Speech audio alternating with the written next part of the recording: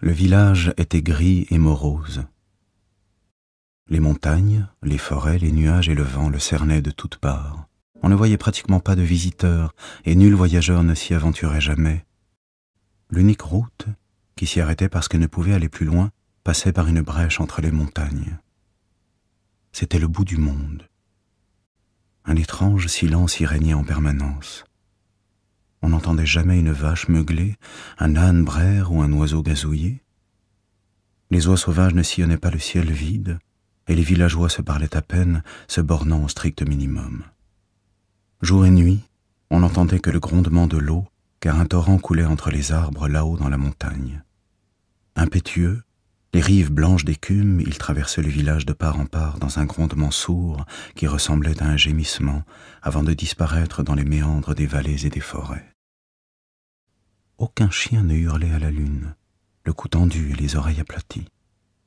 Pas de renards qui glapissaient dans la forêt, d'oiseaux de nuit qui ululaient, de criquets qui stridulaient, de grenouilles qui coassaient ou de coqs qui chantaient au lever du jour. Voilà des années que les vaches, les chevaux, les moutons, les oies, les chats, les oiseaux chanteurs, les araignées et les lapins, tous les animaux avaient déserté le village et ses environs.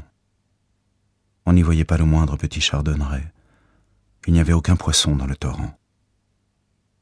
Pendant la période des migrations, les cigognes et les grues contournaient cette vallée perdue.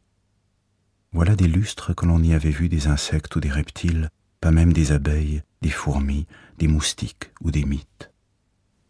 Les pêcheurs et les chasseurs étaient partis à leur tour vers des contrées que la malédiction avait épargnées. Un seul pêcheur du nom d'Almon, un vieil homme solitaire, était resté au village.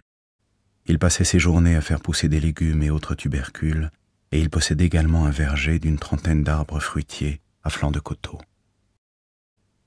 Quand il faisait beau le soir, Almon s'installait sur sa chaise au bord du torrent, chaussait ses vieilles lunettes qui avaient tendance à glisser sur son nez au-dessus de sa barbe blanche et fournie, et il se mettait à lire un livre.